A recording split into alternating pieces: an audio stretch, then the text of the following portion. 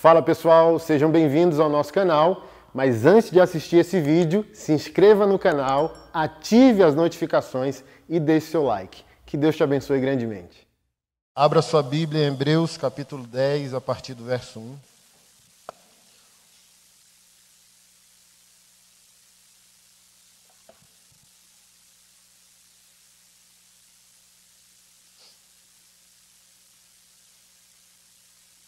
Hebreus 10, 1.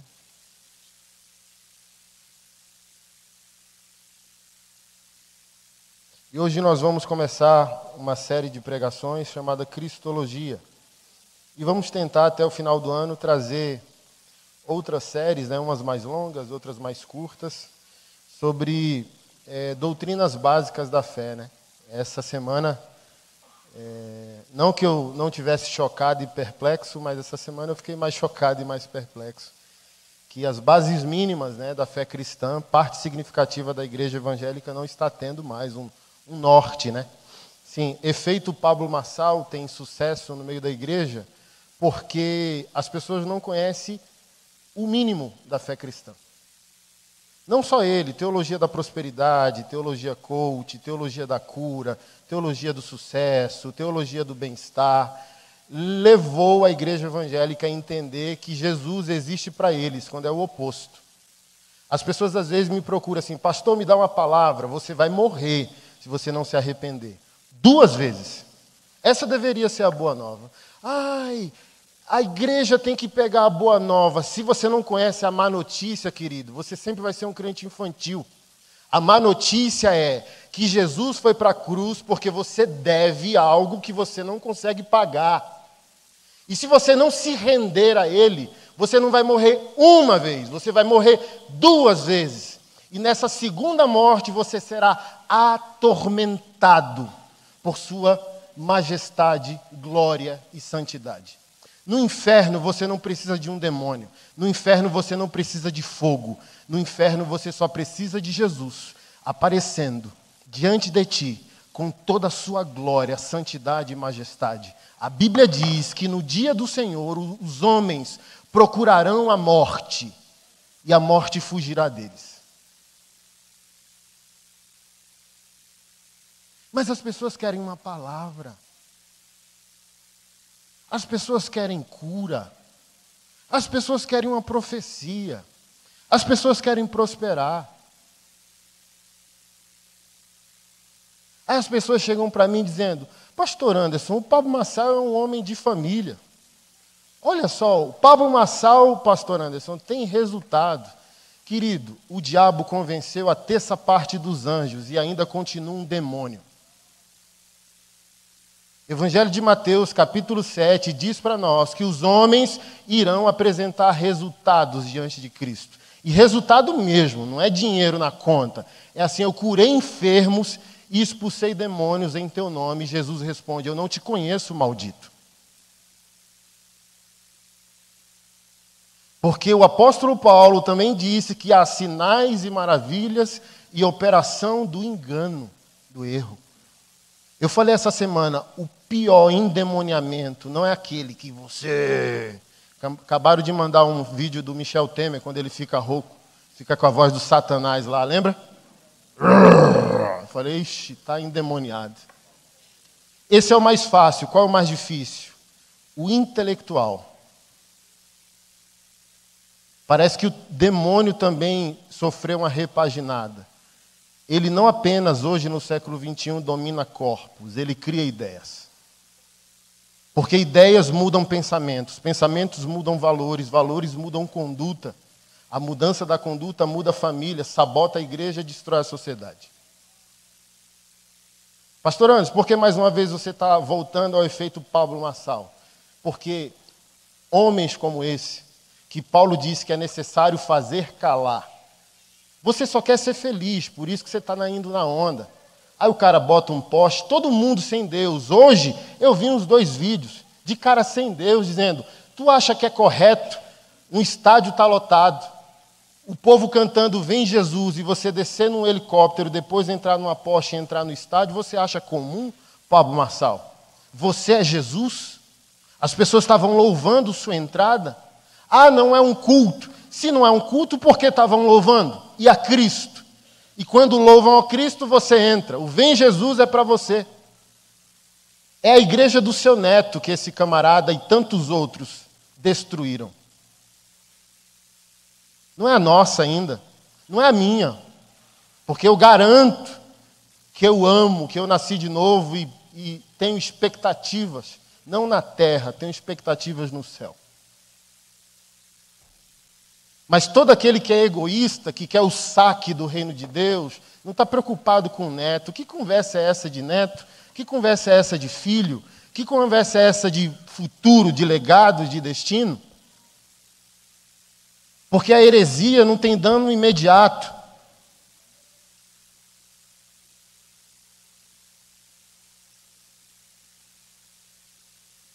Ela não tem dano imediato. E é o que eu sempre tento ensinar a vocês, e o filho de Adão, a natureza adâmica, ela é resistente. Gente, nós somos réus no tribunal de Deus. Não temos direito a nada. Tudo que Ele possa fazer é uma misericórdia e amorosa graça, que a gente tem que agradecer. Eu falei isso há alguns domingos a vocês. Eu estou abastecendo o meu carro, quando eu consigo encher o tanque, eu choro, adoro e agradeço, porque é meio salário mínimo. Se eu estava agradecendo pelo um pão com manteiga e um café preto, encher um tanque, sabe? Agradecer porque eu consigo, mas sofrer porque é meio salário mínimo de um pai de família que possa estar assim, ó, perplexo diante de tudo isso que está acontecendo no mundo afora. Sexta-feira passada, um rapaz aqui de Brasília, trader, que é esses caras que trabalham com o mercado financeiro, investimentos, por aí vai, deu um tiro na cabeça e as crianças achou ele dentro de casa. Discípulo de Pablo Marçal. Sabe por quê? Porque não escalonou. Porque não teve resultado. Deixa eu só fazer essa introdução para eu voltar para o que eu quero ensinar. Pablo Marçal, Edir Macedo, farsantes, fraudulentos, lobos, falsos profetas, eles têm um gap, uma janela. Graças a Deus que os juízes acordaram. Só mês passado a Universal deve ter perdido uns 4 a 5 processos de restituição financeira pelo engano. Devolveu 1 milhão e pouco para uma família, devolveu 200 mil para uma senhora que era a herança do marido. Falei, graças a Deus, já que não tem profeta dentro para enfrentar, que Deus levante esses juízes e promotores. Há um gap. E o farsante, o lobo, o enganador, ele vai usar todas as suas ferramentas para sugar o cadáver até que você acorde que está sendo drenado. Porque se você vê que você está sendo drenado, ou estão levando a minha vida, e você vai tirar o dreno que colocaram em você. Mas se você não acordar?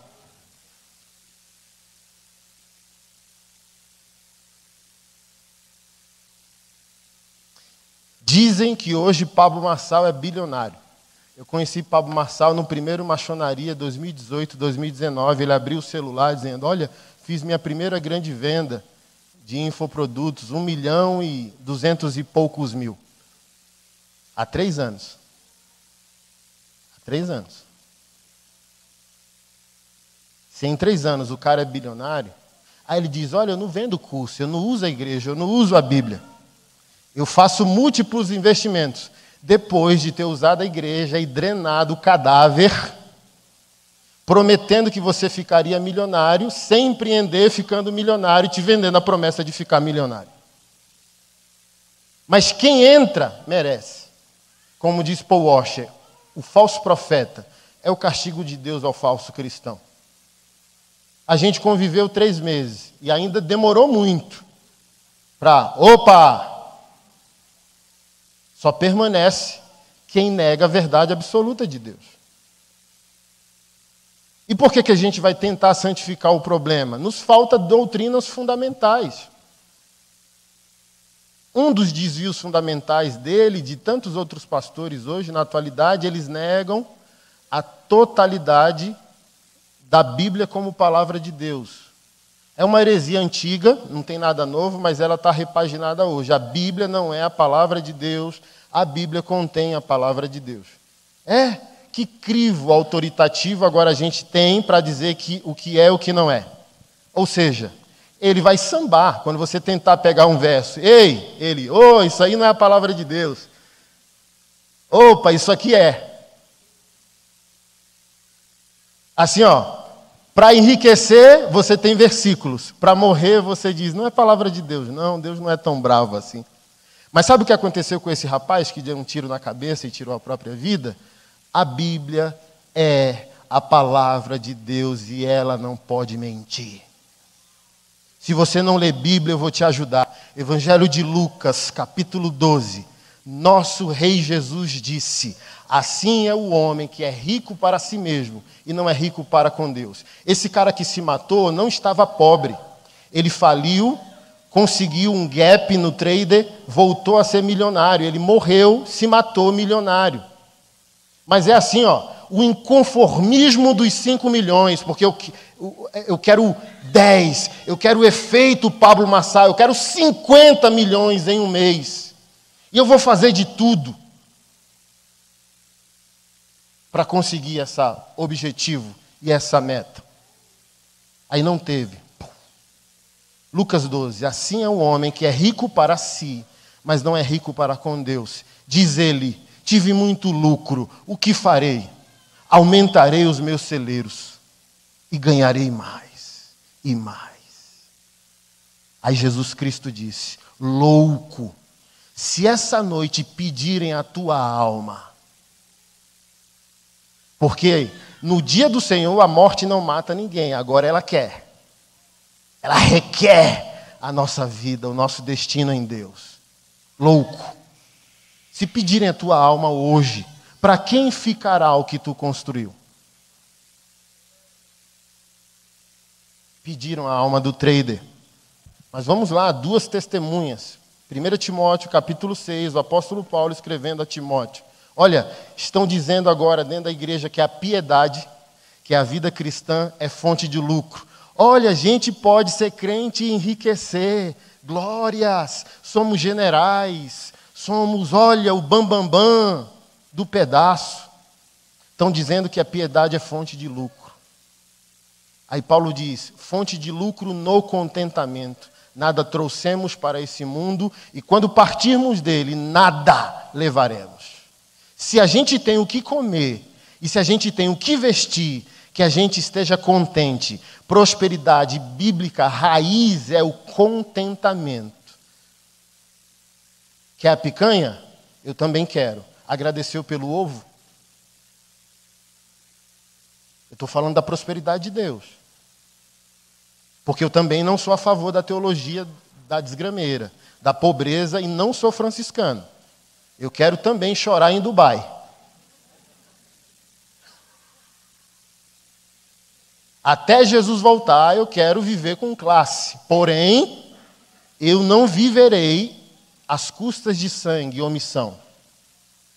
Eu não usufruo sozinho da bênção que me é concedida. Eu cresço para viabilizar. Eu cresço para servir. Eu não cresço para ostentar, porque ostentação é orfandade. Ostentar ainda é um sinal grotesco de vazio da alma. Quem quer dizer que é, não é. A história do cristianismo é minha base. Todo aquele que foi grande não disse que era. Todo aquele que foi grande dizia, ai de mim. Todo. Paulo, depois de Cristo em sua humanidade, provavelmente o homem mais santo do cristianismo.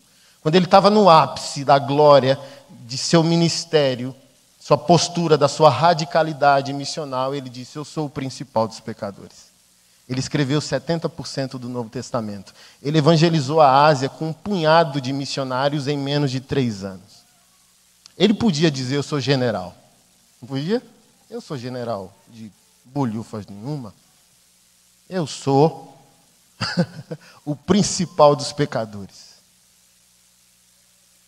Todo grande em Deus é pequeno.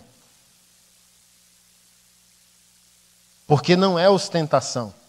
Olha que charme, isso prova o que é o Evangelho. Você se tornou um cara bilionário e não tem cara de. Se eu tiver que te respeitar pela roupa que tu veste, tu não entendeu identidade, evangelho e nada. Se eu tiver que te respeitar pelo carro que tu dirige, a gente estava em Lusiânia, numa maçonaria esse final de semana. O dia inteiro, o prazer da comunhão com a mesa dos irmãos. Eu não conhecia tanto milionário e bilionário, que foi, ó, tem esse cara crente, esse cara evangélico, isso é milionário, isso é bilionário. Eu falei, discípulo do Marçal, conversa, detestam o cara, detestam esse negócio, sabem dividir. Aqui, ó, meus negócios, aqui Deus, aqui a bênção de Deus, viabilizadores da obra de Deus, honrando homens de Deus mundo afora. Então o problema não é o dinheiro, o problema é o serviço.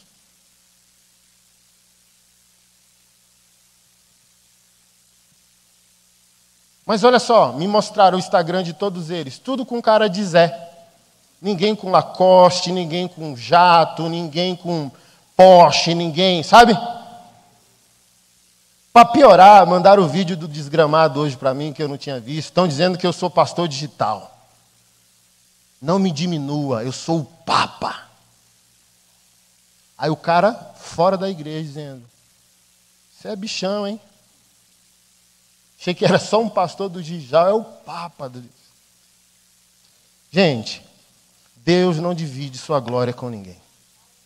A doutrina fundamental da igreja cristã é a cristologia, é a madre de toda. Por quê?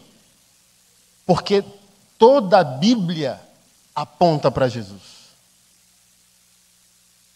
Tudo que você for estudar no Antigo Testamento é apontamento para Cristo. A gente pega Davi e Golias para falar que Deus vai nos ajudar a derrubar os inimigos. Entra, pega os comentários bíblicos dos grandes homens do cristianismo. Aquilo é tipificação de Cristo e seu propósito.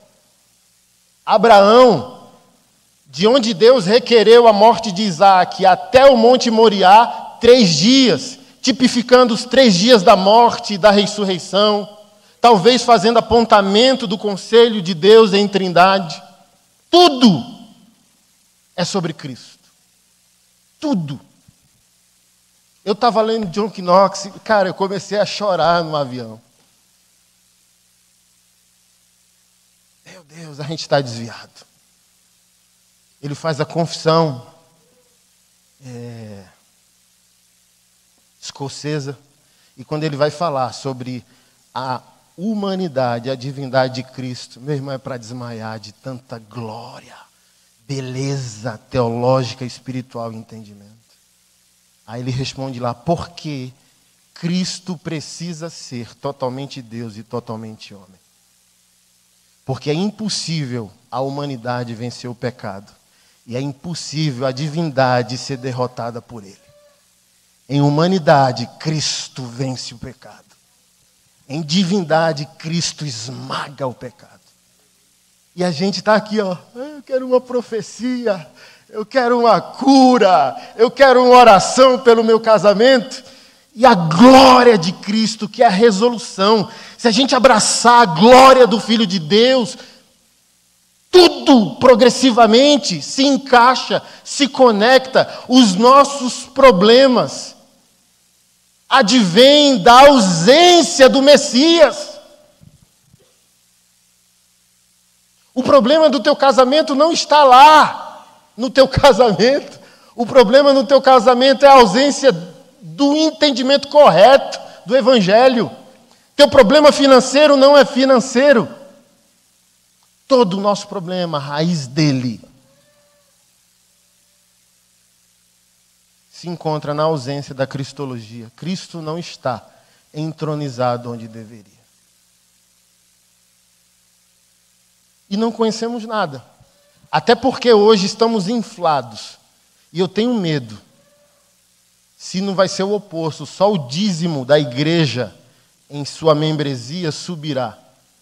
Eu tenho esse medo, me veio esse medo essa semana. Falei, não é possível. Por quê? As pessoas estão indo, Jurandir, para o culto, mas é óbvio, claro, nítido e comprovado sociologicamente que a gente não está nascendo de novo.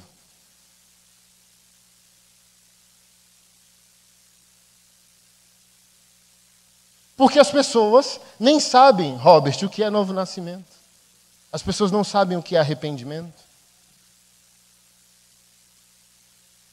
As pessoas não sabem o que é justificação. As pessoas não sabem o que é santificação. As pessoas não sabem por que Jesus morreu. Elas assistem lá o filme do Mel Gibson dizendo, ai meu Deus, por que não pouparam o Senhor?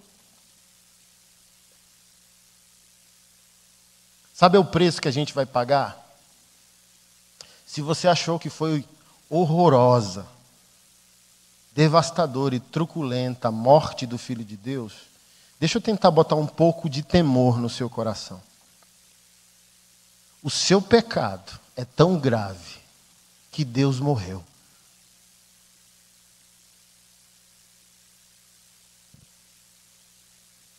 E se você não se rende, é essa dívida que você vai ter que encontrar no final. Deus morreu. Santo Agostinho para os católicos, Agostinho de Hipona para nós, mesma pessoa, disse, na teologia dos ursinhos, vai dizer, olha como eu sou importante, o teu valor é um Deus morto.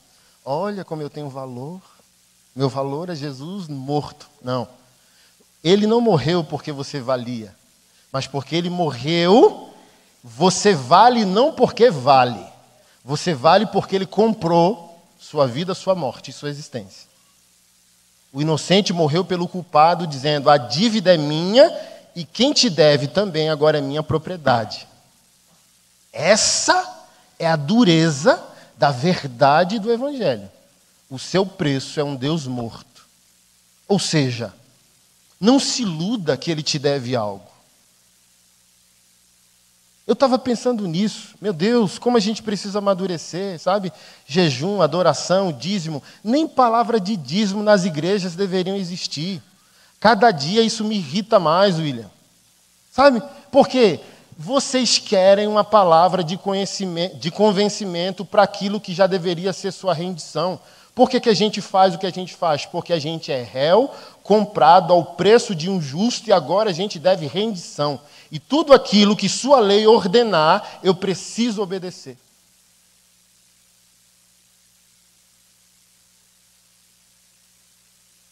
Está escrito? Tá, amém.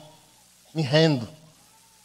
Igual uma pessoa veio me criticar. E eu falei bem assim, eis-me aqui, só venha com a Bíblia aberta. Está escrito, eu me rendo. Está escrito, eu levanto a mão. Agora, se é a sua emoção e a sua opinião, vamos brigar até Jesus voltar. Agora, se você vier com a Bíblia, abri-la e me enquadrar, eu me rendo. Eis-me aqui. Porque eu sou réu. Por que eu tenho que ser um bom marido? Eu sou réu. Por que eu tenho que ser um bom pai? Eu sou réu. Por que eu tenho que adorar, dizimar, jejuar, obedecer, viver o meu chamado, viver o propósito dele na minha vida? Porque eu sou o prisioneiro dele. Eu já preguei isso há alguns anos na Vivo. A Bíblia vai falar uma dúzia de vezes que Deus é Pai. E glória a Deus por isso. Mas Deus não é Pai de quem Jesus Cristo não é Senhor. A Bíblia no Novo Testamento chama Jesus Cristo, Filho de Deus, de Senhor, mais de 320 vezes. Ou seja, eu preciso estar mais rendido do que romântico. Deus é meu Pai, um punhado de vezes. Jesus Cristo é dono, proprietário, Senhor, proprietário da nossa vida. 320 vezes. Então, eis-me aqui deveria ser o nosso lema. E não que ele fosse o nosso devedor. Hoje eu quero só fazer uma introdução mesmo. gerar pânico em vocês. A partir do domingo que vem, a gente fazer isso de maneira sistemática, ponto por ponto, doutrina por doutrina, colocando todas as conexões claras. E se isso não resolver sua vida, querido, você não nasceu de novo. Eu não posso falar de boa nova, até porque o sentido, um dos sentidos originais da boa nova, que significa boa notícia, evangelho significa boa nova ou boa notícia, se aplica no contexto de guerra. A nação está em guerra, o mensageiro chega e brada: acabou a guerra.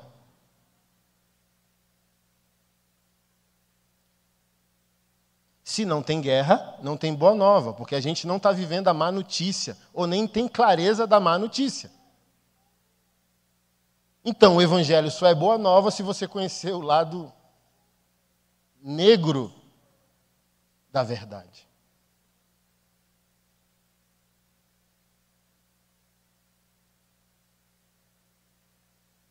E isso nos leva a um conceito claro e direto de rendição e obediência.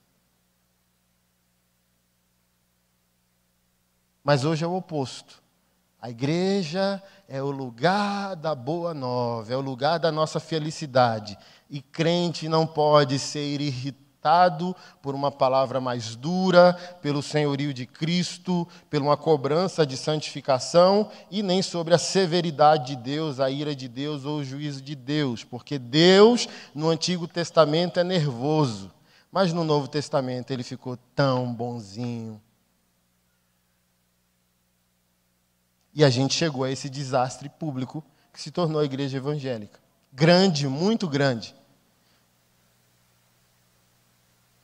Mas não é triunfante. Não é mais santificadora, já não é mais denuncista.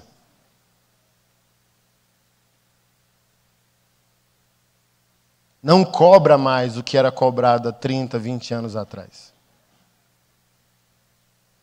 Hoje, essa semana, eu fui desaforado com uma jovem lá. Veio me criticar, é da teologia do coach, fã de Pablo Marçal. Aí eu falei, interessante, né? Ele é pastor, coach, você é discípula dele e você é crente. E que tal vestir uma roupa? Ou eu vou ter aqui que inundar o seu Instagram de versículos. Entrei lá, eu e Keila fizemos, acho que foi 2019, uma série, Resista Manipuladora. Uma das mensagens foi, o que Jesus acha do seu decote? Aí está lá, ó, o bumbum e um salmo, o peitão e um provérbios. Mas uma mulher que nasceu de novo, decente, se cobra. Está transparente, meu bem, se não é casada. Pai, está marcando aqui minha calça? Mãe, o que a senhora acha? Porque ela não é açougue. Porque ela não foi criada por Deus para ser experimento, atrativo, aperitivo da cultura de homem sem Deus. E a igreja não é lugar disso. E eu vejo isso até quando a gente tem a felicidade de ir para a praia. Eu sei discernir uma mulher piedosa de uma mulher que frequenta a igreja e não é piedosa. Na praia a gente baixa a guarda. Mas quem é piedoso protege o corpo. Quando tira foto e vai postar, você não vê o corpo. Você vê um ombro, você vê, sei lá, alguma coisa. Nossa, está na praia. Mas você não vê lá o, sabe? O topless, não vê. Por quê? Porque quem nasceu de novo leva as coisas de Deus a sério, querido. Quem tem Cristo como Senhor não é autônomo, não faz o que quer, não faz o que dá na telha, não faz o que pensa. Meu sonho é voltar para a minha terra, Maceió, mas eu não posso, eu tenho um dono. Ele me mata. Eu estou negociando com ele, 60 anos, 65, me deixa voltar. Mas eu não posso. Não posso, porque eu não sou livre. Recomendo um livro de John MacArthur, está uma polêmica doida com o nome dele, né? Mas ele tem um livro espetacular chamado Escravos. Você é escravo, lindinho. Eu sou filho, você é escravo, coisa fofa. Você é filho de Deus. E isso se prova se Jesus é o seu dono. Deus só é o Pai de quem Jesus Cristo controla, de quem Jesus Cristo comanda, de quem Jesus Cristo envia, de quem Jesus Cristo justifica, santifica. Ou que filho que é esse? Mesmo que adotado, que é uma das doutrinas da nossa fé, a adoção, que não somos in natura filho de Deus. João, no evangelho dele, no capítulo 1, mostra isso. Deu-lhes o poder de se tornarem. Então a gente não é naturalmente filho de Deus. A rotina contagia. Passa 5 anos, ser adotado numa nova família, você vai absorver os hábitos. Que igreja que é essa que diz que é filho de Deus e não tem nenhuma semelhança com ele ou com os filhos dele na história? Bispo Riley, que é um bispo anglicano do século XVIII, tem um livro dele, Santidade sem a qual ninguém verá o Senhor. Uma Bíblia. E o subtítulo, sem a qual, no meu tá, verdade. É porque a gente focou no santidade, eu mesmo, santidade, mas tem um subtítulo, sem a qual ninguém verá o Senhor. Que livro. Chega a dar dó de ler com medo de acabar. Uma vergonha, uma denúncia contra nós. Aí ele disse assim, olha, se tu não amas a santidade de Deus em terra, o que ousas fazer no céu? O que queres fazer lá? Porque cada milímetro do ar respirado é santo. Cada roda de comunhão que haverá lá será santa. Cada homem que lá estará será santo. Cada mulher que lá estará será santa. Em que mesa você sentará? Na do apóstolo Paulo? Na de Ezequiel? Na de Jeremias? Na de Davi? Na de Pedro?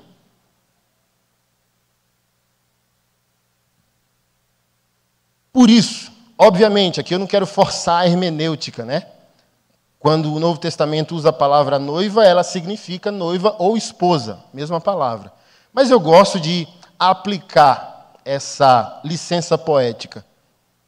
Talvez é por isso também que a Bíblia, na nossa tradução, diz que nós, a igreja, somos a noiva. Ou seja, o casamento não foi sacramentado, porque na vinda dele, o apóstolo Paulo diz que nós recebemos o pendor do Espírito de Deus, que é o selo do Espírito Santo. Meu, não, mas eu frequentava a igreja do pastor Anderson, frequentava a Bola de Neve, frequentava a Assembleia. Você não é meu.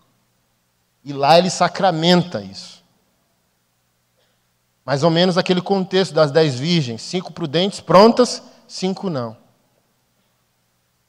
Então, é a mesma lógica das igrejas que estão crescentes, né, com todo tipo de teologia.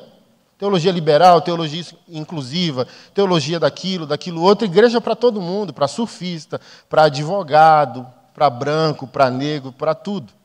Mas a igreja é uma só. Por quê? Porque não adianta, o foco não é ser aceito. Vamos fazer uma igreja de tatuado? Hoje eu estava num almoço com os grandes nomes do rap gospel, e vamos lutar, por quê? Porque a igreja, ela elitizou, ela é higienista social, ela expulsou as periferias de dentro dela. Eu não quero dar nomes para não polemizar, mas parte das igrejas de sucesso do país, elas não plantam igreja em periferia. E quando sua visão teológica, o seu conceito de evangelho, ele é de gueto, virá um alto preço, porque a teologia não é sua. Ela começa com Cristo, ela tem que ser saudável. Então, da minha época, o que acontecia muito era a teologia underground.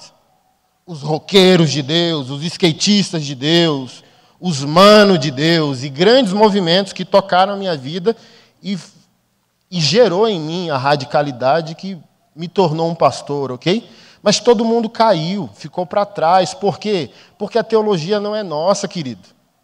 Eu não sou um pastor tatuado. Eu sou o indivíduo que gosta de tatuagem. Quando entra a igreja, o evangelho, eu fico à parte. O evangelho não pode ser tatuado. Olha para a igreja aí. Procura a pessoa tatuada do seu lado. O que é isso? Porque existe uma liderança querendo pregar corretamente o evangelho. Falei para Keila, mandei uma mensagem para um pastor amigo nosso que prega no maçonaria. que deu uma polêmica nacional. Doaram a espingarda 12 para a igreja e fizeram uma rifa para ajudar a igreja no departamento infantil. Aí chegaram para mim, você concorda? Não! Não! Mas pastor, você não é armamentista? Sou, querido. Anderson é armamentista. Não existe pastor armamentista. Não é simples. Olha só, mandei um áudio para esse pastor amigo, dizendo, você colocou a igreja num lugar que você não é, a igreja não é sua, querido. Irmão, eu espero que você me ouça, a igreja não é sua, você não pode levá-la para um lugar não permitido, não autorizado, você não é livre. E os outros pastores, o que eles falaram? Se fosse comigo aqui, eu falei, certeza que o William levantaria. E tantos outros, por quê? Ok, o pastor é conservador, é de direita, mas assim, tem gente de esquerda, tem gente que discorda do pastor, mas dependendo, não vai falar. A igreja não é nossa. A igreja é de Jesus. Olha só, deu G1, o UOL, a bagaceira, entrou o exército, o Ministério da Defesa entrou no negócio.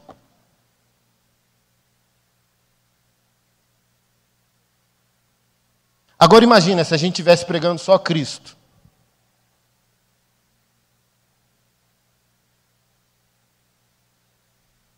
E não misturando as coisas. Perguntaram essa semana, pastor Anderson, o Nicolas Ferreira pregaria na sua igreja se fosse pregador? Político não sobe no nosso púlpito. Tão simples, irmão. Por que a gente está complicando as coisas? Por quê? Porque a cristologia não está no fundamento que deveria estar na igreja. Cristo é o centro, o norteador de todas as outras doutrinas, comportamento dos cristãos, missão da igreja. E o comportamento do pastor.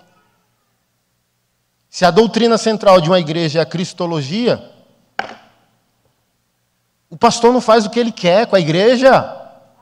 Porque ele não é o fundamento, ele não é o norteador. Ele também. Olha só, se um pastor não tem outro pastor por cima dele, a igreja o pastoreia, porque a igreja levanta e discorda. Ei, pastor! É só pedir o estatuto emprestado para alguém da administração da igreja. O que está escrito aí? Fazer uma assembleia. Não é como a gente quer. Os desastres estão aí porque a gente está misturando as coisas e pregando mais do que a gente acha.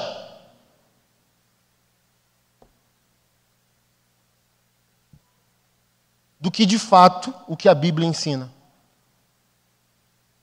E nesse almoço de hoje, eu mesmo pontuei isso.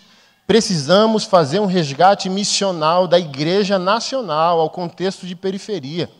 Porque, além de elitizar, ela bolsonarizou.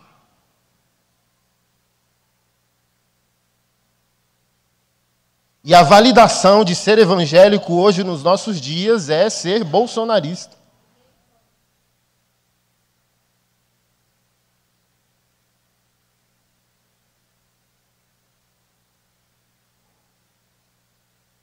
Você pode até dizer, não, eu não odeio as minorias, os desfavorecidos, mas há uma antipatia natural. Os problemas, o que eu quero dizer, para onde eu quero apontar? Quando a cristologia não norteia a gente começa a ser seletivo em preferências. Obviamente que a gente não vai reconhecer clara e diretamente isso. Mas é só ver o resultado na nossa membresia.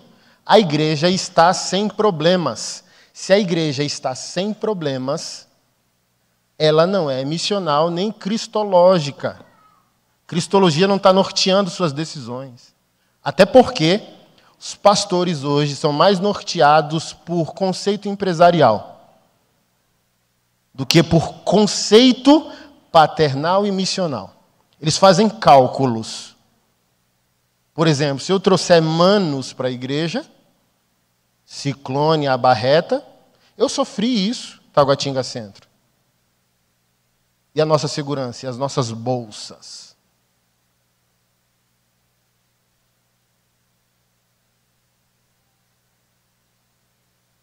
A gente quer sucesso e bem-estar.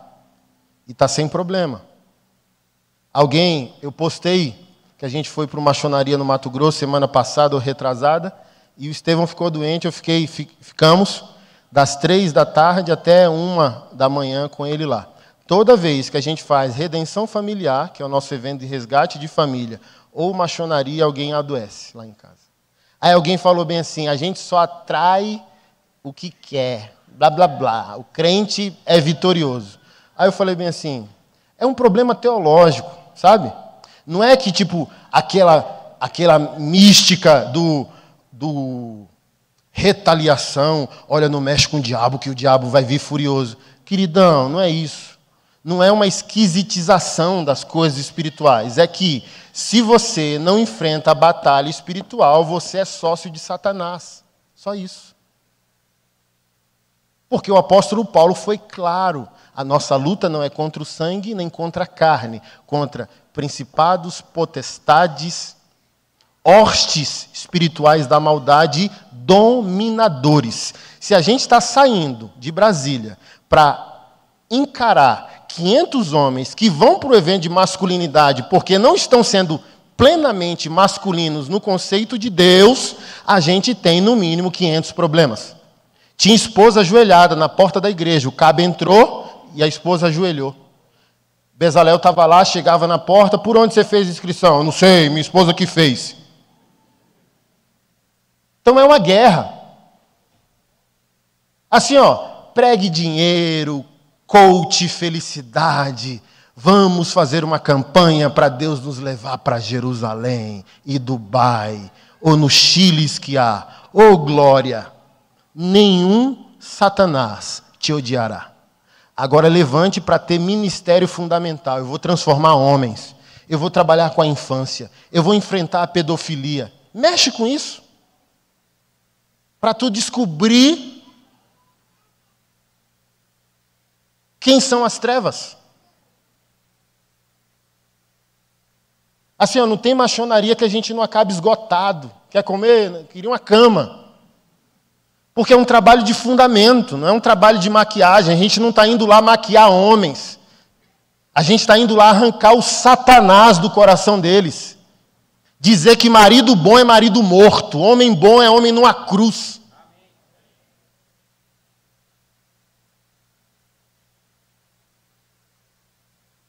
Como? Se eu entro numa seara onde existe uma dominância, um controle espiritual, e eu quero entronizar o senhorio de Cristo, é uma batalha. Não só pela vida, mas pelo território, pela verdade, pela mentira daquele lugar.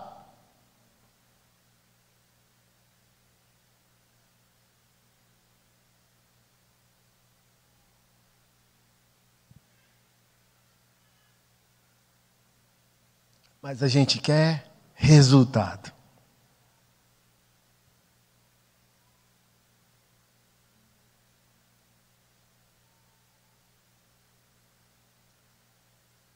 Eu vou encerrar a introdução, tá?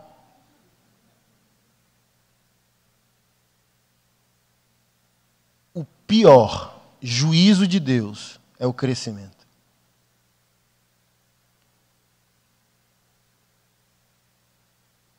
Não tem, ele não consegue me responder. Pode ir. A gente usa só Romanos 1, 27 a 29 para pecados de sexualidade, para falar sobre homossexuais. Mas o texto é aplicável em qualquer contexto, o abandono de Deus. E Deus os abandonou a uma disposição mental reprovável. Ou seja, Deus nos abandona intelectualmente, porque o toque na nossa racionalidade já é o início da graça, do arrependimento e da santidade. Por exemplo, o rei Davi, adúltero, foi um pai omisso, muitos problemas aconteceram em sua casa, um homicida, mas eu sempre pontuo isso, quando a gente ouve o nome dele, ninguém lembra que ele matou um homem. Ninguém lembra que ele traiu. Duas coisas vêm a nós: amigo de Deus, um homem segundo o coração de Deus, ou um adorador. Por quê? É uma pergunta que a gente tem que fazer. O que tem que acontecer dentro de nós, diante dos nossos erros, para que Deus enxergue em nós o que enxergou dentro do coração de Davi? Por isso que as doutrinas fundamentais são de extrema importância.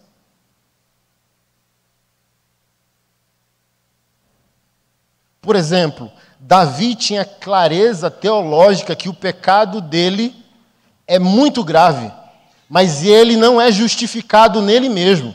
Salmos 51, que é o texto clássico do seu arrependimento, ele disse: perdoa-me e lava-me com teu sangue para que eu fique limpo e continue pregando ao ímpio. Isso aqui é uma verdade teológica. A gente é salvo sem obras, pela obra dele, para as obras dele. Davi, sem a total clareza neotestamentária, doutrinária, já entendia claramente que o povo de Deus peca e não vive em pecado, cai e não vive caído, erra, mas não é cínico no erro. Lava-me, perdoa-me, para que eu continue pregando ao ímpio, ou seja, eu não sou. Eu não sou. Pastor Anderson, pautado nisso, então, salvação não se perde? Primeiro, a gente tem que perguntar quem é o Salvador e quem é o salvo, para depois a gente falar sobre salvação. Porque, irmão, um norte teológico, não sei você, mas para quem entendeu a teologia mínima cristã, meu Deus, que alegria, que certeza de salvação, de pertencimento, de morte na alegria. Toda maçonaria a gente encerra perguntando: você está pronto para morrer? Porque efeito coach, teologia da prosperidade, nos impulsiona a buscar uma vida melhor. O cristianismo e suas doutrinas garantem a nós não uma vida melhor, mas uma morte melhor. Se Pablo Marçal está certo, os profetas, Jesus, os apóstolos e os reformadores, todos estão errados. E eu garanto para você que um coach não tem mais fibra que esses homens. Estamos sobre os ombros deles. Mandaram um vídeo de um pastor aleluiado. Olha, quando a gente ora em línguas, a gente é curado. O apóstolo Paulo disse, por isso que ele disse que orava em línguas mais do que todos eles. Aí eu falei, eu acho que ele parou de orar, porque arrancaram a cabeça dele. Você sabia, né, que Paulo foi decapitado? Viveu, radicalizou, frutificou, alugou uma casinha para continuar discipulando, pastoreando, escrevendo. Chegaram lá, prenderam ele mais uma vez e... Oxi. Você está vendo? Aí o povo de Deus ouve uma besteira dessa, aí vai ficar então, bababá, bababá, bababá, bababá. Estou com Covid, chorar em línguas, bababá, bababá, bababá, bababá.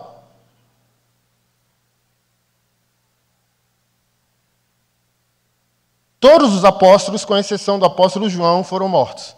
Crucificados, esquartejados, decapitados. Então não oravam em línguas, olha só, olha, agora eu descobri que eles morreram. Acho que o irmão Lázaro não orou em línguas. A irmã Ludmila Feber, eu acho que também não orou em línguas. Né? Morreu ano passado, ou foi esse ano, de câncer. Que besteira, irmão. E a gente vai cair. Por que a gente vai cair? Porque não tem Bíblia, teologia mínima, nem doutrina mínima norteando a nossa vida. Você pode orar em línguas, orar em pé, deitado, dando pirueta, estrelinha, ser o maior dizimista da sua igreja e morrer amanhã. Uma coisa não tem nada a ver com a outra. O Evangelho não garante sucesso. O Evangelho garante morte segura. Morte acompanhada. O fim do livro de Knox é todo homem de Deus se entregar e toda mulher de Deus se entregar, ela é palpável. É palpável sua vida.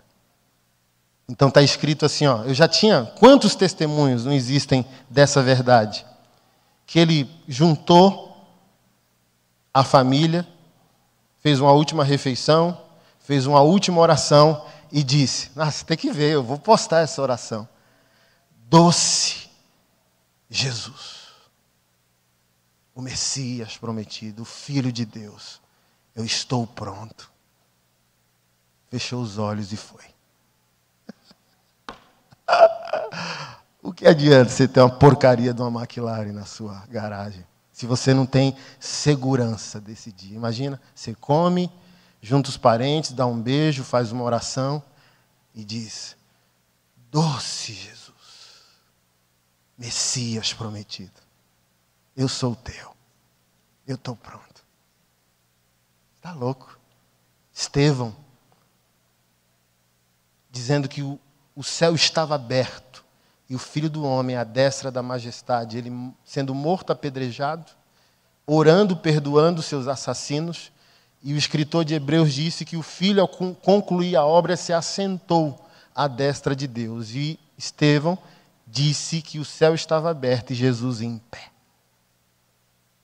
É essa vida que o cristão tem que buscar. Por quê? Mesmo que você consiga uma McLaren, ainda não é a vida prometida. A vida prometida pelo Evangelho está do outro lado do rio e não desse. Irmão, vamos lá.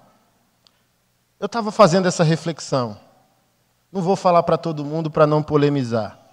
A Ferrari, o Porsche, a McLaren, sabe? O carro de $500 mil, 1 milhão, 2 milhões, não é para o servo de Deus, por mais que ele seja trilionário.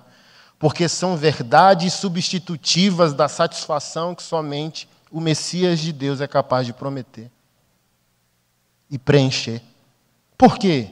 Porque alguém sóbrio faz uso do bom pela utilidade e não pela ostentação, por nada. Eu tenho 1 trilhão na minha conta. Que carro você dirige? O carro que eu preciso. Custe ele 100 mil, custe ele 1 milhão. É o carro que você precisa? Compre.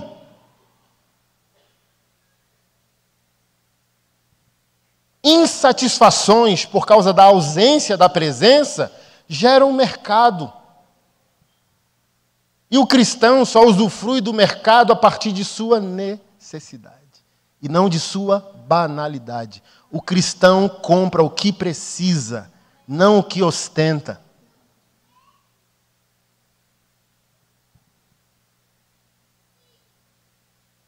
Porque carro é carro. Valendo pouco ou muito, vai envelhecer. Vai acabar. Eu quero viajar. Eu quero comer bem. Eu quero pagar as dívidas de minha ausência, né? Que é o meu código comportamental com a minha casa. Se eu viajar 10 dias para pegar o evangelho fora de Brasília, eu já devo 10 lá em casa. Aí eu preciso de dinheiro para pagar. Ir lá e fechar um quarto de hotel 3 dias e pagar os dias que eu devo para a cremosa, pegar o menino e para... A gente faz uso do bom pela utilidade, não pela banalidade, não pela ostentação. Não é o que a gente demonstra, é o que a gente precisa e utiliza. Jesus é Deus.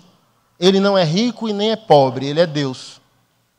Mas olha para ele e vê o exemplo. O que é verdadeira identidade? Ter capacidade sob controle. Ele não precisava entrar no cavalo branco que Roma queria e que o judaísmo queria. O judaísmo queria o Messias político, triunfante. E ele entra num jumento, porque a autoridade não é o que eu ostento.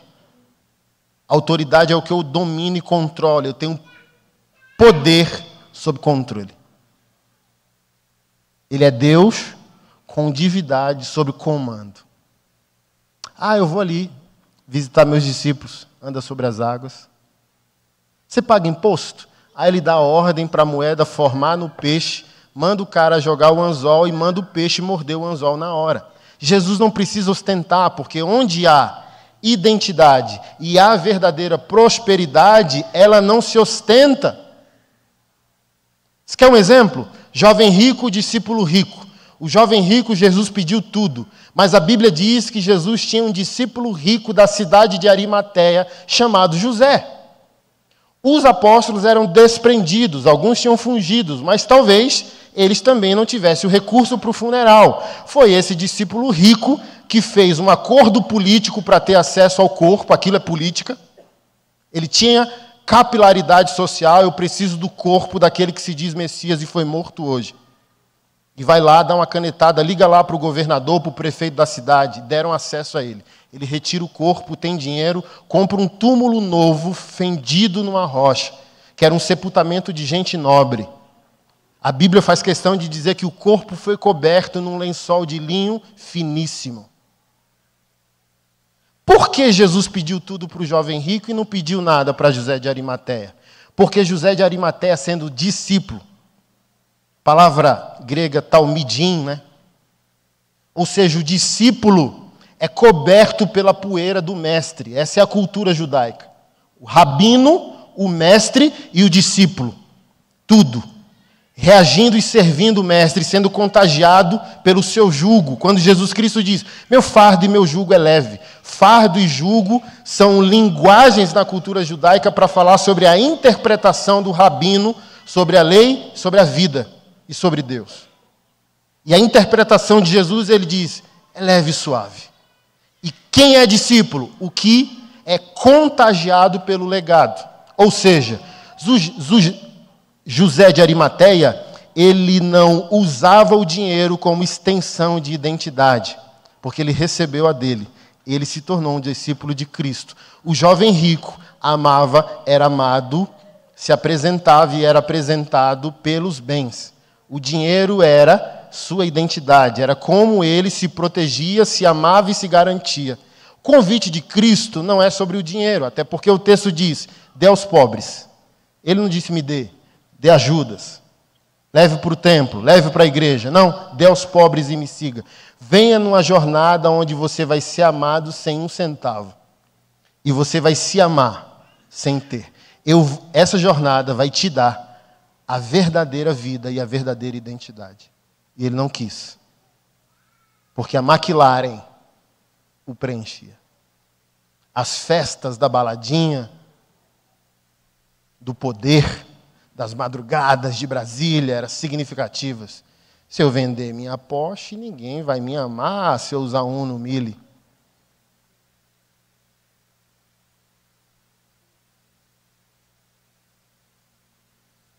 E tudo isso por ausência de cristologia. Então o problema não é ter.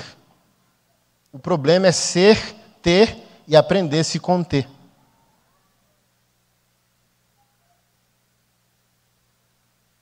Porque a verdadeira identidade nos traz controle.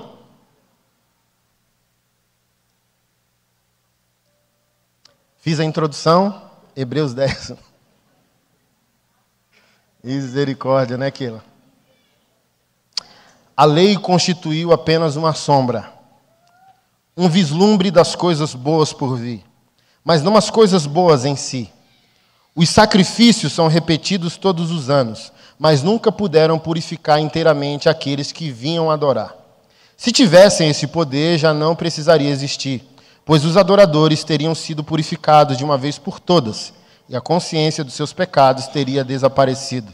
Em vez disso, esses sacrifícios os lembravam dos seus pecados todos os anos, pois é impossível que o sangue de touros e bodes remova pecados. Por isso, quando Cristo veio ao mundo, disse, não quiseste sacrifícios nem ofertas, contudo, me deste um corpo para oferecer. Não te agradaste com holocaustos, nem de outras ofertas pelo pecado. Então eu disse, aqui estou para fazer a tua vontade, ó Deus, como está escrito a meu respeito no livro. Primeiro Cristo disse, não quiseste sacrifício, nem ofertas, nem holocaustos, nem outras ofertas, nem te agradaste delas, embora sejam exigidas pela lei. Então acrescentou, aqui estou para fazer a tua vontade. Ele cancela a primeira aliança a fim de estabelecer a segunda, pois a vontade de Deus era que fôssemos santificados pela oferta do corpo de Jesus Cristo de uma vez por todas. Como eu disse, e sempre respondo a vocês, Romanos e Hebreus são os dois livros mais importantes de toda a Bíblia, porque é o arcabouço sistemático doutrinário. Para entender o Evangelho, tem que entender a lógica doutrinária desde o Antigo Testamento. Deus não estava nervoso no Antigo e agora pacífico. Toda oferta, todo tipo de oferta do Antigo Testamento aponta para Jesus. Toda. Mas ela era limitada, ela era imperfeita, ela precisava ser feita todos os anos. E Deus se agradava momentaneamente, porque aquilo lembrava o que aconteceria um dia com o seu filho, mesmo que já estivesse em decreto da providência de Deus em Trindade, antes da fundação do mundo. Então a gente não pode ir para a Bíblia, ir para o Evangelho, sem ter o fundamento que tudo é sobre Jesus. E qualquer coisa de bom que possa acontecer na sua vida é um bônus, uma graça. Você não merece nada, só a morte. Porque a dívida é sua, a dívida é minha, a dívida é nossa. E o que a gente pode cobrar de um Deus que pagou nele mesmo, que a gente deve a ele e não consegue pagar?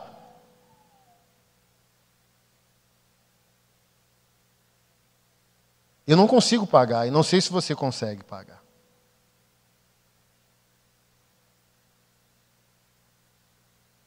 E como eu disse no início, a gente foi comprado, ou seja, a gente não tem mais autonomia. Crente, você não é livre. Por isso a vida está uma bagunça. Porque se você aceitar que você tem dono, isso freia tudo. Tudo, tudo, tudo. Eu não estou falando de perfeição, tá? Eu estou falando de freio. Você quer fazer, mas você não consegue porque você disse, eu não sou livre. Se eu fazer o que eu quero fazer, eu estou desprezando a dívida que foi paga e ela vai continuar lá no meu score. Como que eu vou justificar isso aí? Aí você recua.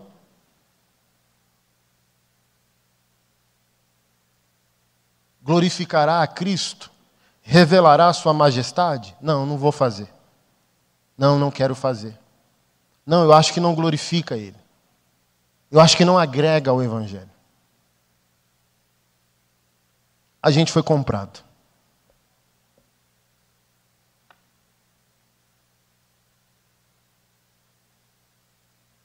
A pergunta de quem entender a cristologia, e se você não entende, você vai entender, a gente vai ficar um mês nessa tecla, a sua consciência de devedor ativa as outras doutrinas norteadoras e santificadoras da sua vida. Entendi. Agora eu entendi. Porque, por exemplo, se eu devo a ele e vamos falar de casamento. Eu queria que o senhor orasse. Não vai, é um problema doutrinário. É um problema cristológico. Assim, eu não posso mandar você para a terapia de casais e nem lá para o Famílias Debaixo da Graça do pastor Josué Gonçalves se eu não resolver um problema doutrinário. Porque eu posso resolver momentaneamente o seu casamento. Mas se ele for um problema de cristologia, o demônio vai voltar com 6 amigos. 7 no total, para ocupar a casa que está vazia. Porque somente essas questões fundamentais da fé ocupam o espaço vazio.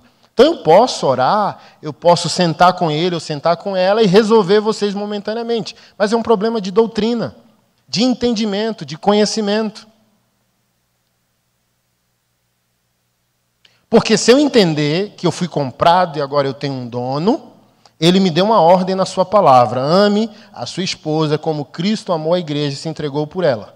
As mulheres acham que Efésios 5:22 é ruim para elas porque pediu submissão. Mas elas são tão ingratas que não conseguem enxergar que o que foi pedido a nós no verso 26 é pior do que o que foi pedido no verso 22. No 22 ele pediu a submissão da mulher ao homem. No 26 ele disse que o homem tem que morrer.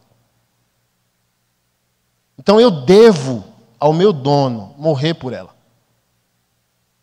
Então não é sobre ela, é sobre ele. Por que eu tenho que controlar meu zíper? Por que eu tenho que ficar na capoeira quando as mulheres vêm abraçar? A gente estava num evento político há umas 3 semanas. Sabe? E as mulheres tudo siliconada, aí tinha umas que colocou bumbum de silicone, aí elas não falavam assim reto com você, elas falavam de lado, para mostrar um bumbum novo.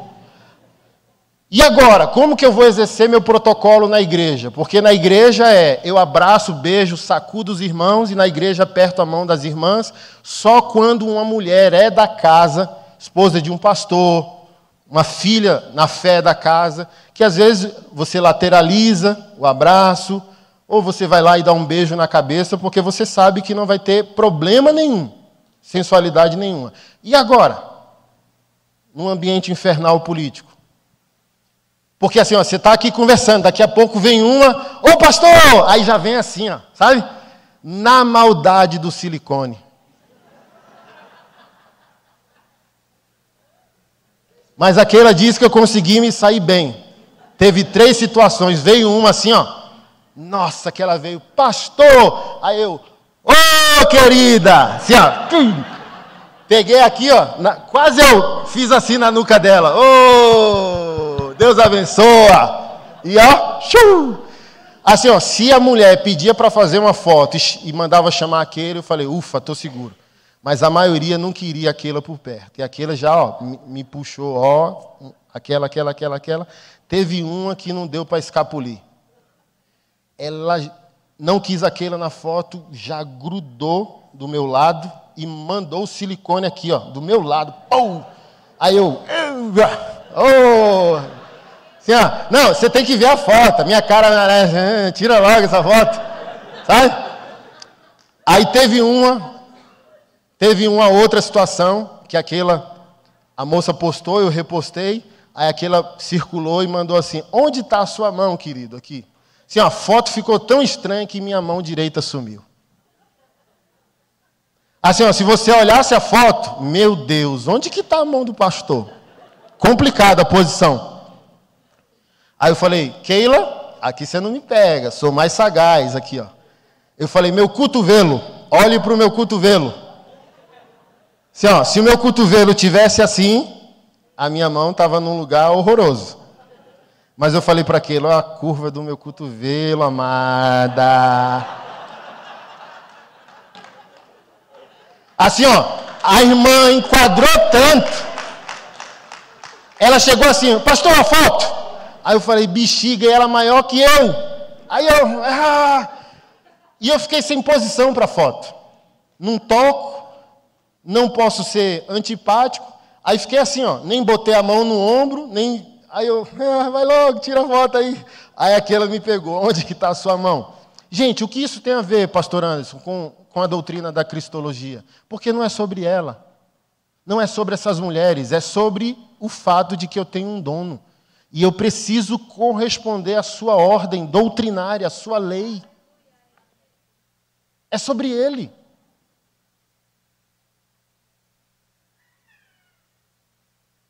Porque qual foi a ordem doutrinária dele? Eu tenho que morrer por ela, eu tenho que amar meu próximo e tenho que amar meus inimigos. Se uma falhar, a outra... Assim, ó, sabe? A Keila é a esposa que eu tenho que morrer por ela, para que a nossa relação glorifique aquele que é nosso dono. Eu tenho que amar o meu próximo, e o próximo mais próximo de mim é ela dorme na minha cama. Então, como o meu amor, a minha submissão a Jesus, a minha obediência a Ele, não tocaria a vida do próximo mais próximo de mim. Então, um casamento bom e uma família boa não depende da gente se resolver. Depende da gente obedecer e amar a Cristo e seguir sua cruz e sua lei.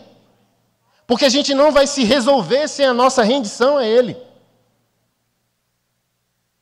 E para melhorar ainda mais, mandou a gente amar o inimigo. Então, quando o casal não está bem, o cônjuge é o inimigo mais perto. Vai para lá, dorme no canto ali, não toque em mim. Mas se a gente está obedecendo Cristo, é isso. Ó. Eu tenho que amá-la, ela tem que submeter-se a mim, eu tenho que considerá-la minha próxima e ela me considerar o seu próximo. A gente tem que evangelizar um ao outro, criar um para o outro o melhor ambiente possível para que o outro cresça, ame e obedeça a Deus. E a gente tem que amar o inimigo no nosso dia mal. Tipo assim, ó, vai para lá, TPM, não fala comigo, não sei o quê. Mas mesmo assim a gente continua em dívida, porque não é sobre o outro, é sobre ele.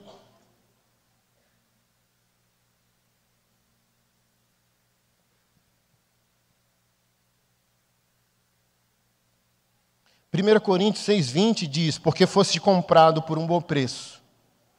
Fostes comprados por um bom preço. Glorificais, pois, a Deus no vosso corpo e no vosso espírito, os quais pertencem a Deus. Você está vendo? As nossas decisões são norteadas pelo entendimento que somos propriedade de Deus. Foi comprado, agora você tem uma dívida no corpo, no espírito, que pertence a Ele. 1 Pedro 1,18 diz: sabendo que não foi com coisas corruptíveis como prata ou ouro que vocês foram resgatados da vossa vida vã, que por tradição recebeste dos vossos pais. E ele continua: mas pelo precioso sangue de Jesus. Atos 20 e 28 está escrito: olhai, pois, por todo o rebanho, sobre o que o Espírito Santo vos constituiu bispos, para vocês apacentarem a igreja de Jesus, que ele resgatou com o próprio sangue. E o texto final que eu queria ler, que torna a cristologia tão impactante, enigmática, linda. Irmão, quando vocês mergulharem nessa doutrina, a vida de vocês nunca mais vai ser a mesma. A beleza desse decreto eterno de Deus, que é um mistério tão glorioso. Paulo disse, aos Colossenses, aos Filipenses, dizendo: olha, o mistério que esteve oculto por gerações, agora vos é revelado. Cristo em vós, a esperança da glória. Aquele texto que a gente usa parcialmente, dizendo: olha, olhos não viram, ouvidos não ouviram. Aí o crente para, porque ele gosta de um mistério, sabe? Mas o texto continua dizendo: agora nos foi revelado. E quando a gente, abre a cristologia, ela empurra a gente para essa valsa com a eternidade. Meu Deus, é tão desafiador e é difícil você compreender algumas doutrinas cristãs. John Piper, um pastor batista norte-americano ainda vivo, diz que o decreto soberano de Deus em trindade, a vontade soberana de Deus, redentiva e criacional, já inclui a existência do pecado. Quando eu ouvi isso a primeira vez, eu quase caí da cadeira. Como assim? Deus cria a existência sabendo da futura existência do pecado. O plano de Deus já inclui a existência do pecado. Até que eu encontrei esse verso com a qual eu quero encerrar a mensagem de hoje, que é Apocalipse capítulo 13, verso 8, que diz: e adoraram-na todos os que habitam na terra, falando da besta, do anticristo, esses cujos nomes não estão escritos no livro da vida do Cordeiro que foi morto antes da fundação do mundo. Olha para mim aqui. Isso é tão enigmático, tão sublime, tão desafiador, tão majestoso, que Jesus, no conselho da Trindade, está morto antes do mundo ser criado. O Cordeiro de Deus que foi imolado antes da fundação do mundo. Mas sabe qual é o nosso problema com as não teologias ou as falsas teologias? É que a gente acha que Jesus é o plano B de um plano A que falhou. Que Jesus é acontecimento neotestamentário. Que Jesus chega no Novo Testamento e diz: pessoal! E a gente esquece, quando não estuda as doutrinas básicas, que Jesus é Deus em trindade. Assim, é tão infantil o que está acontecendo na igreja que alguns chegaram e disseram: a graça é uma pessoa, a graça é Jesus. Aí o pessoal fala: uau, não é, lindão. Porque a gente acha que Jesus veio para resolver o nervosismo de Deus. Ai, que Deus bravo, que Deus violento, tanto sangue no Novo Testamento. Aí Jesus chegou para dizer: calma, Deus, eu vou levar você para o divã, para a terapia. Senta aqui, pare de ser nervoso, pare de julgar as nações. Se a gente for por essa perspectiva, a gente tem que rasgar parte do Novo Testamento, que diz que o Senhor destruirá os ímpios, Ele é o criador e o promotor e o atormentador do inferno. A Bíblia diz no Novo Testamento que ele vai aniquilar os seus inimigos pela espada que sai da sua boca, que é a sua palavra. Então, eu não vejo Deus em terapia nenhuma no Novo Testamento. Até porque eu esqueci, mas sempre cito o Evangelho de João, capítulo 3. O amor no verso 16 e a ira no verso 36, do mesmo capítulo. Olha, Deus amou o mundo de tal maneira que entregou o seu Filho para que todo aquele que nele crê não pereça, mas tenha vida eterna. Ele providenciou, ele viabilizou, ele diz, eis-me aqui, eu morri por você, eu te comprei, eu te quero, você é meu. Mas o 36 diz, se você continuar rebelde ao Filho de Deus, ou seja, não honrar o que foi feito, não honrar o que foi pago, está lá no 36, e a ira de Deus permanece sobre ele. Ele te perdoa, num capítulo ele te perdoa no 16, mas diz que se tu despreza o perdão, o 36 diz que a dívida continua, os juros vai continuar. E um dia você vai ter que encontrá-lo e dizer, você desprezou o que eu paguei, agora você vai ter que pagar. E eu gostaria de saber como.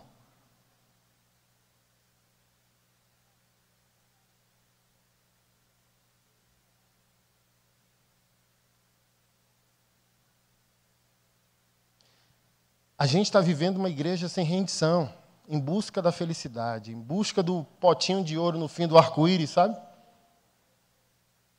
Mas a mensagem do Evangelho é, se rendam, o Messias está vindo. Abram-se os portais eternos para que entrem o Rei da Glória. Ele está vindo. Se rendam. Tem um teólogo, grande teólogo, que diz que quando a Bíblia diz que todo joelho se dobrará, nem sempre está falando de voluntariedade. As rótulas de alguns serão quebradas pelos anjos. O rei está presente. Os rebeldes, sabe? Uns Freuds da vida, uns Nietzsches da vida, sabe?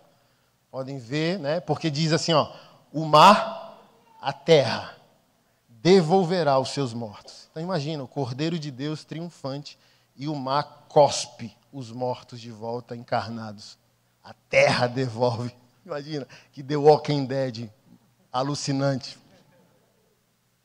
Todos. Imagina, Nietzsche. Aí Deus fala, morri, né? Cheguei. Não vou me render. Aí vem um anjo assim, ó, sem protocolo nenhum, quebra a rótula do Nietzsche. Você está diante do rei.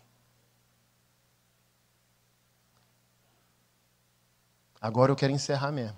Já passei do limite. A igreja desviou tanto que ela se tornou um povo que chama Deus de você e continua chamando pastores de Senhor.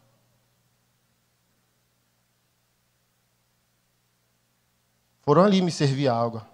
Eu chego, os irmãos vão lá. Pastor, o senhor quer café, chá, água? Aí eles sobem, os mesmos obreiros no altar. Graças a Deus que aqui a gente tem resolvido isso. E canta Deus de você. Aí veio alguém dizendo, é porque você era voz me ser. Era uma tratativa dignificante no passado. Mas não é mais. Por que não é mais? Porque pai e mãe, de respeito, não aceita filho chamar de você. Ah, eu tenho um major. Quem aqui é militar ou policial? Levanta a mão para mim. Chama teu tenente, teu major, teu sargento, teu capitão de você.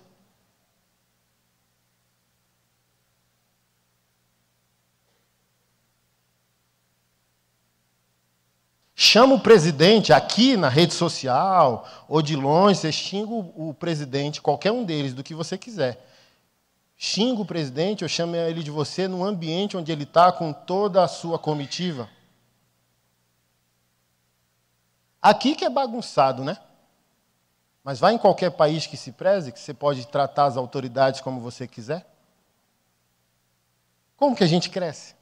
O pastor é senhor. Deus é você. Olha que interessante. Essa ignorância bíblica, teológica, ela democratizou também a igreja. Ela quer democratizar as relações.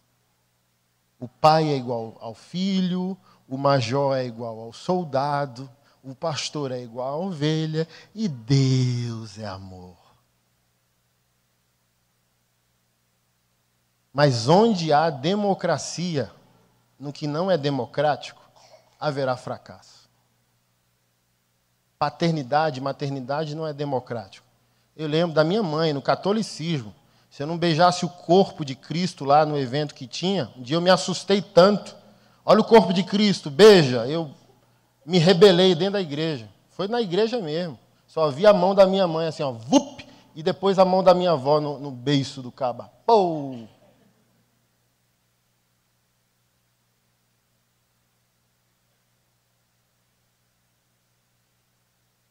Porque essa democratização esvazia os fundamentos. Democratizaram a maternidade, a paternidade. Tem um lado bom, sabe, dessa democratização das relações. Tem um lado legal, tem um percentual bom. Mas quando você destrói os fundamentos, como disse o salmista, o que poderá fazer o justo? Se o filho tem que falar com o pai como se ele estivesse falando com um amigo, quebramos tudo o que é possível da construção do nosso amanhã. Se o major é semelhante ao soldado, por que hierarquia?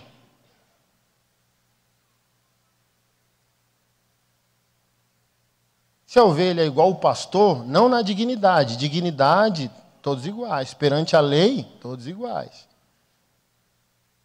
Mas se ovelha e pastor é igual, por que ordenação?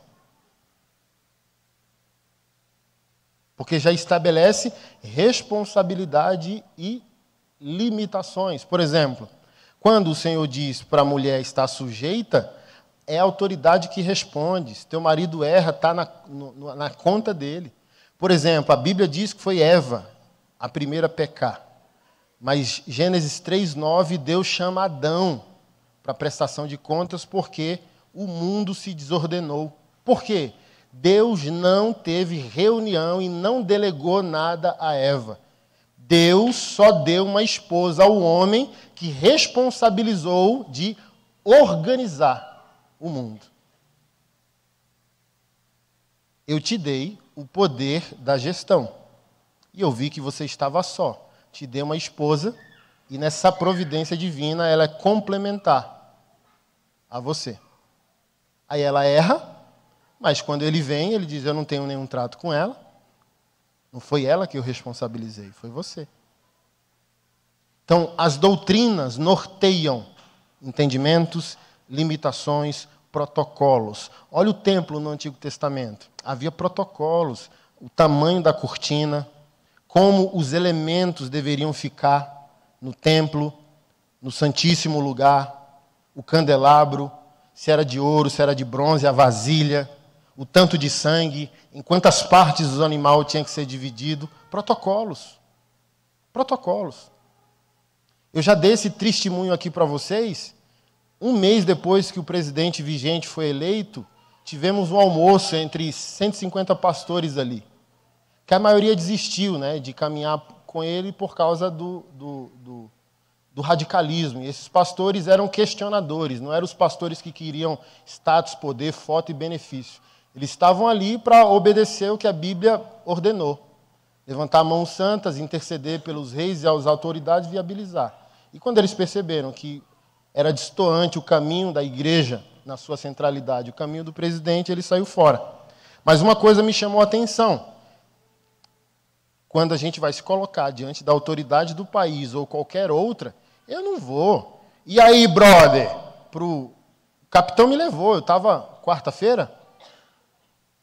quinta-feira, me levaram para o 22º Batalhão da Polícia Militar do Estado de São Paulo para falar sobre saúde mental, emocional e familiar para os policiais. Eu não chego lá, o capitão que me levou, né? E aí, velho? E aí, brother? E nenhum. Você vai passando, porque eu estou coberto pela autoridade que ele representa nos soldados, para ele e para mim a mesma. Você vai passando e todo mundo vai obedecendo o protocolo. Pastor Anderson não tem uma patente militar, Mas olha o que ele está fazendo pela corporação. A dignificação da autoridade dele como pastor é a mesma, o protocolo é a mesma. E eu, como não sou, eu quebrava, né? Igual o próprio capitão. Cheguei e ele... Aí eu... Garrei ele, beijei o pescoço e ele já, sabe? E aí, macho, esse é teu protocolo. No meu QG lá, o protocolo é beijar, abraçar. E aí, macho. Mas é interessante. Mas se a gente não tem fundamento...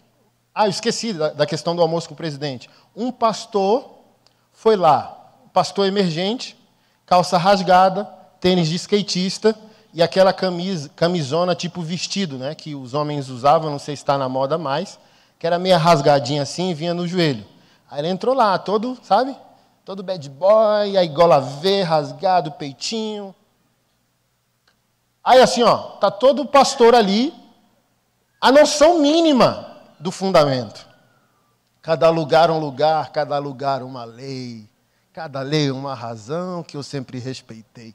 Até o Mano Brown entende, né? Falando do contexto dele. Cara, eu vou me colocar diante da maior autoridade do país. Existe um protocolo. Eu não chego lá, mano. Eu não chego lá de aba reta, eu não chego lá de bermuda, eu não chego lá de havaiana.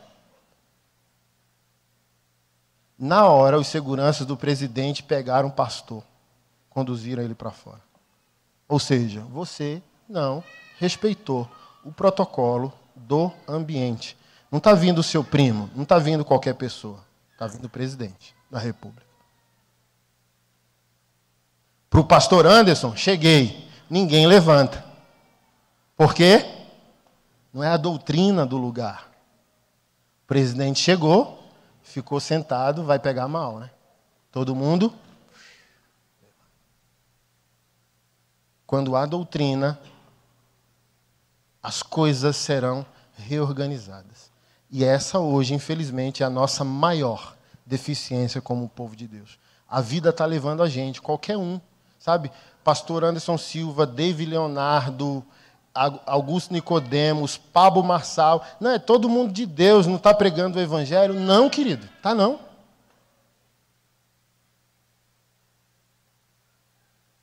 Às vezes, assim, as pessoas postam um pregador preferido, aí bota lá Edir Macedo, Pastor Anderson. Não, o cara colocou assim, ó, Pastor Anderson, Pablo Marçal. Vocês dois me ensinam. Eu falei bem assim, não, macho, não. Se você aprendeu o que o Pablo Marçal ensina, você me odeia. Se você aprendeu o que eu ensino, você odeia o ensino do cara. Mas olha só, é a mesma coisa. Ó, o Edir Macedo e o Augusto Nicodemos estão ensinando a mesma coisa. Ô, louco.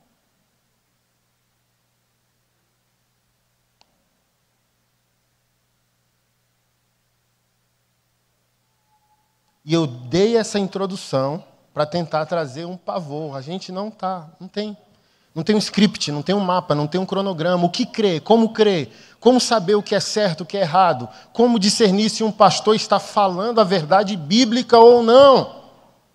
Fundamentos doutrinários. Para o Pablo Marçal chegar, ele escreveu um livro, o primeiro capítulo é A Bíblia não é a palavra de Deus, contém. Amigo, além, ó, esquece Israel, esquece a Torá, os profetas maiores e menores. Vamos ficar só com o Novo Testamento, a igreja do primeiro século e todos os 21 séculos da história do cristianismo. Eu não quero entrar nem nos linguistas, os hebraístas, os linguistas do grego. Você pegar os comentários bíblicos de João Calvino, já serve. Por quê? Todo homem da história do cristianismo, noção mínima das línguas originais. Você pega os comentários de Calvino, é assim, ó, de chorar. Já bastaria. Assim, ó, 21 séculos de história. Teólogos profundos. Doutores, mestres. Homens com tantas graduações para o texto, para o exercício hermenêutico. Ninguém levantou a questão. Pablo Marçal, Pablo Marçal, com o exercício da PNL, descobriu que a Bíblia não é a palavra de Deus. É o bichão mesmo. Imagina, Calvino dizendo, rapaz, quer dizer que eu escrevi as institutas e perdi para a PNL? Bexiga. Se eu soubesse, tinha nem escrito. Imagina? Hã?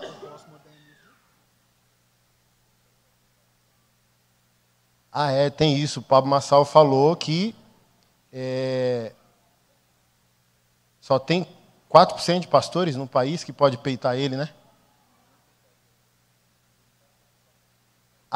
Que ninguém no Brasil peita ele. E ele só sabe 4%. Então a maioria dos pastores só sabe 1%.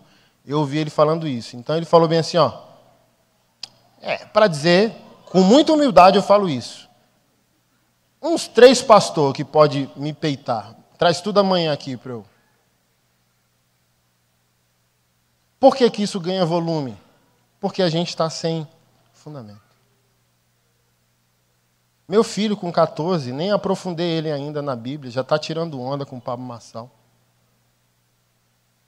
Rindo. Por quê? Porque é óbvio.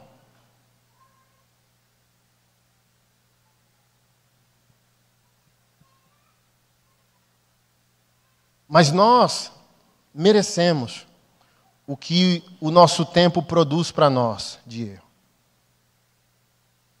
Se a gente estivesse amando a verdade, a gente não seria tão seduzido pelas mentiras.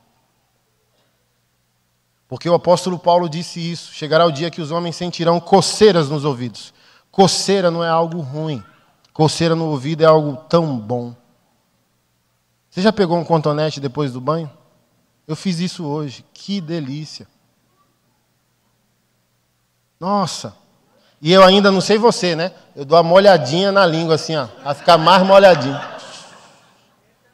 Ai, que delícia. Olha, você é general. Olha, você está em pecado e mesmo assim você vai ser rico, milionário. Olha, você vai, é isso. Olha, eu bati na minha mulher, mas Deus ainda... A profecia do apóstolo Paulo não é algo feio. Assim, vai chegar o dia que os homens não querem o óbvio. Chesterton, o teólogo católico, diz: chegará o dia que a gente vai ter que provar que a grama é verde.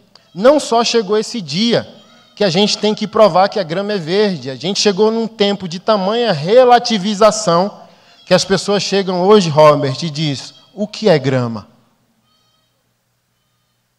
E se a grama não quiser ser grama?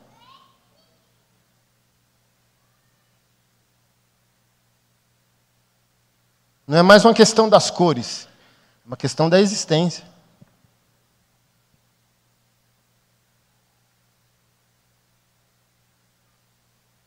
Que a gente, irmão, se posicione. Deus tem poder para nos dar e transformar realidades na nossa vida? Sim. Deus muda, muda. Deus transforma, transforma. Deus prospera, prospera. Mas o melhor resultado é aos pés da cruz. Deixa ele bater no seu ombro dizendo: já me adorou demais, deixa eu te presentear. O escritor de Hebreus, no capítulo 6, diz: olha, aquele que se aproxima de Deus deve crer que Ele existe, que Ele é presenteador daqueles que o buscam. Aquele não precisa me pedir, nem meus filhos. O prazer, quando você ama algo ou alguém, é a surpresa. Oh, eu trouxe um presente para você. Ela foi me buscar no aeroporto semana passada. Eu trouxe um presente para você, meu bem. Por quê? Porque a amo. Mas ela não precisa ir fazer um malabares, sabe? Hoje acordei mais cedo, os meninos acordaram, fui para a cozinha para fazer o café, mas não estava acontecendo um culto. Eu não cheguei na cozinha e meus filhos estavam: ó, meu pai, dono de nossa residência, amado das nossas almas, o Todo-Poderoso da Vicente Pires, te imploramos para abrir vossa geladeira. Te imploramos por um café da manhã. Não, a obviedade do amor é o serviço. Acordei, todos eles já, cadeirinha na bancada. E eu, pão com manteiga, quente ou frio? Quente, frio, café com leite, vitamina. Isso. Deixa Deus dizer: o trabalho está bem feito, papai quer surpreender. Ou tá bom, esse jejum aí vai te matar, já jejuou demais, vem cá, tem um carro novo para você, tem uma porta de emprego. Mas não, a gente está querendo as coisas sem tê-lo. Busque o primeiro e as coisas acontecerão. Busque sua face, não suas mãos. Busque seu filho. Não busque os benefícios do reino, busque seu dever. E o seu dever é se render a Ele, amá-lo, conhecê-lo.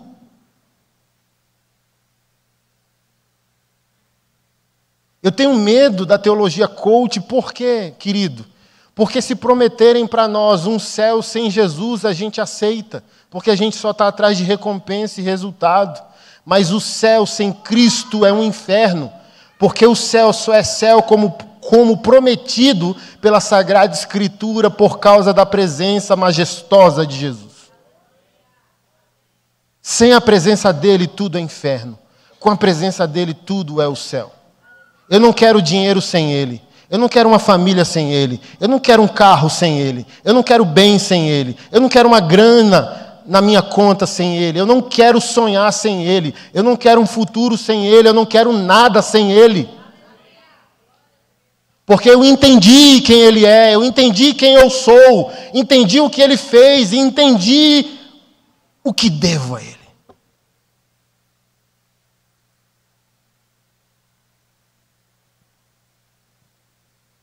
Se chegarem para nós e dizer, tem o céu com Jesus, para chegar lá, arrependimento, novo nascimento, obediência e observância da lei de Deus revelada em sua santa palavra. E aqui está o céu com tudo que há no outro. Sem sofrimento, sem morte, sem lágrimas, sem dor. Uma poste, recompensas aqui. Eu tenho medo que a maioria de nós escolha aqui. Porque, olha só, você ama a recompensa ou a presença?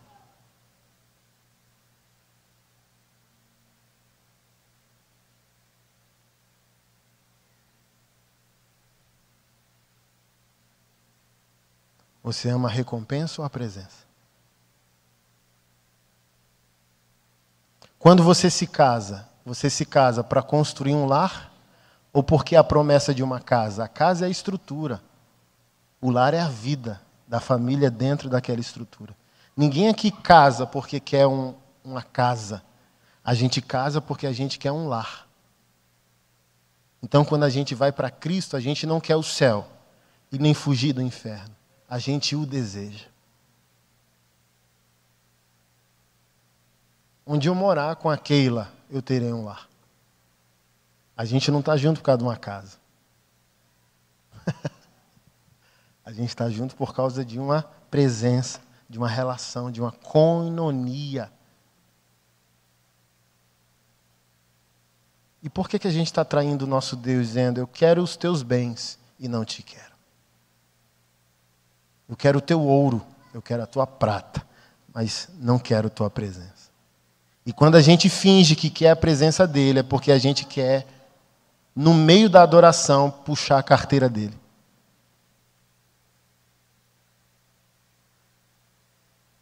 Se você tiver a presença, você vai ter tudo.